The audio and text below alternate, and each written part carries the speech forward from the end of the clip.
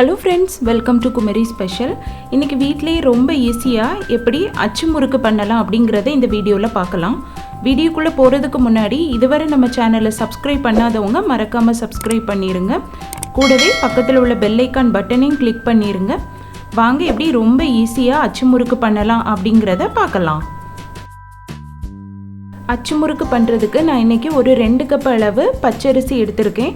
பச்சரிசி நீங்கள் கடைகளில் வாங்கின பச்சரிசி எடுத்துக்கலாம், இல்லைனா ரேஷனில் வாங்கின பச்சரிசியாக இருக்கலாம், அது ப்ராப்ளம் இல்லை. இந்த பச்சரிசியை ஒரு 2-3 தண்ணியில் நல்லா கழுவிட்டு அதை நல்ல தண்ணி ஊற்றி ஒரு 1 மணி நேரம் நல்லா ஊற வச்சிடலாம்.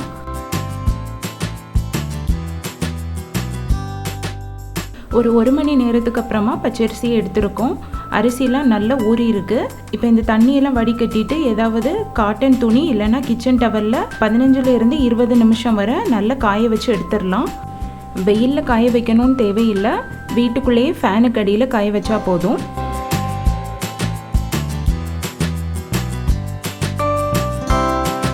ஒரு 20 நிமிஷத்துக்கு அப்புறமா எடுத்துருக்கோம். அரிசியெல்லாம் நல்லா ட்ரை ஆகியிருக்கு. அரிசி ரொம்ப காஞ்சிடக்கூடாது, ஓரளவு ஈரப்பதம் இருக்கிற மாதிரியே எடுத்துக்கோங்க. இனி இதை மிக்ஸி ஜாரில் போட்டு பவுடர் பண்ணி எடுத்துடலாம்.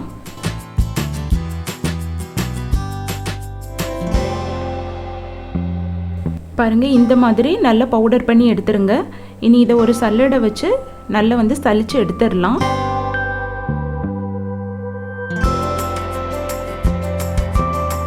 பாருங்கள், இந்த மாதிரி கொஞ்சம் துருதுருன்னு வர்றதையும் மிக்ஸி ஜாரில் போட்டு பவுடர் பண்ணிவிட்டு சல்லடை வச்சு இன்னொரு தடவை சலிச்சிடலாம்.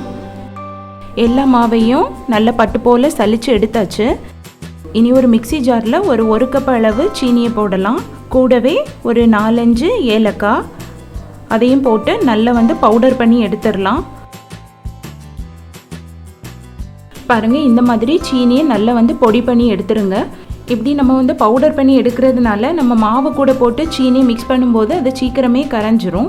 இப்போ இந்த சீனியை தனியாக எடுத்து வச்சுட்டு அச்சு முறுக்குக்கு தேவையான மாவு ரெடி பண்ணிடலாம்.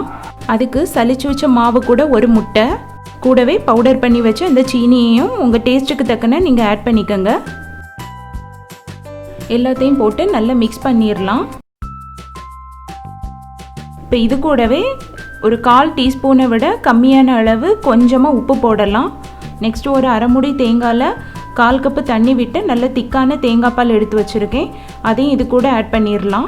தேங்காய் பாலை கொஞ்சம் கொஞ்சமாக விட்டு கட்டி ஒன்றும் இல்லாமல் ஒரு ஆப்பமாவு பதத்துக்கு நல்லா மிக்ஸ் பண்ணிடுங்க. உங்களுக்கு வேணும்னா நீங்கள் ஒரு 1/4 டீஸ்பூன் அளவு கருப்பு எள்ளு கூட ஆட் பண்ணிக்கலாம். பாருங்கள், இந்த பதத்தில் இருக்கணும். ரொம்ப கெட்டியாகவும் இருக்கக்கூடாது, ரொம்ப தண்ணியாகவும் இருக்கக்கூடாது. கரெக்டாக ஒரு ஆப்பமாவு பதத்துக்கு இருந்தால் தான் நமக்கு முறுக்கு நல்லா மொறுன்னு உடையாமல் வரும்.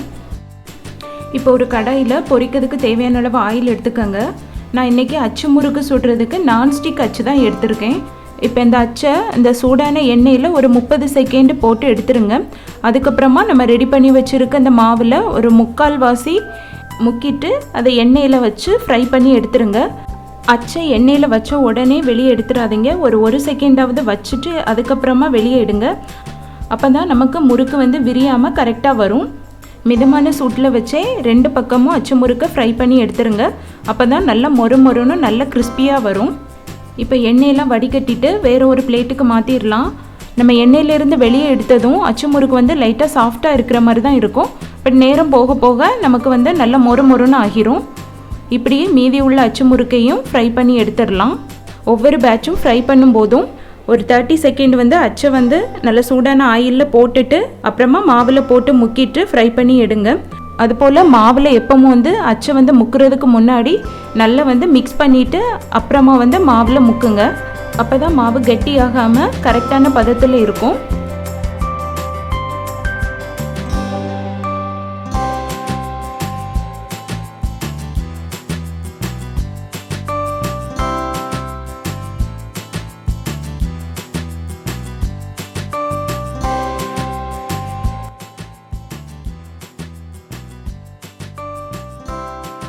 அவ்வளோதாங்க, ரொம்ப ஈஸியாக ரொம்ப சுவையான அச்சு முறுக்கு ரெடி பண்ணியாச்சு. நல்ல மொறுன்னு வந்திருக்கு. நீங்களும் வீட்டில் இதே மெத்தடில் ட்ரை பண்ணி பார்த்துட்டு எப்படி வந்திருக்குன்னு கீழே கமெண்ட் பண்ணுங்கள். இந்த வீடியோ உங்களுக்கு பிடிச்சிருந்ததுன்னா மறக்காமல் குமரி ஸ்பெஷலுக்கு சப்ஸ்கிரைப் பண்ணுங்கள். இன்னும் ஒரு டிஃப்ரெண்ட்டான ரெசிபியோட நெக்ஸ்ட் வீடியோவில் மீட் பண்ணலாம். Until then, bye from Soumya.